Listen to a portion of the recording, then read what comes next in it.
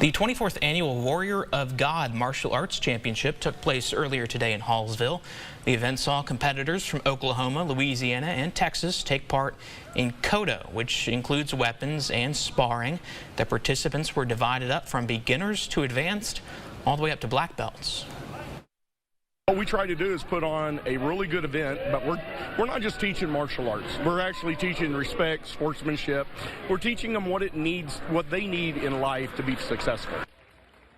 This out, our own Bob Hallmark competed today in the event and took grand champion, winning the sword division, non-bladed weapons division, and the empty-handed Kodo, which means he's the grand champion by winning all three of those events. And look at him there, he's got the big old belt to prove his success. Our congrats to Bob, and we were wondering why he was off today, and that's why. So just getting the grand champion congrats belt. to Bob, the grand champion. That's awesome. So, yeah, congrats, good for Bob. him.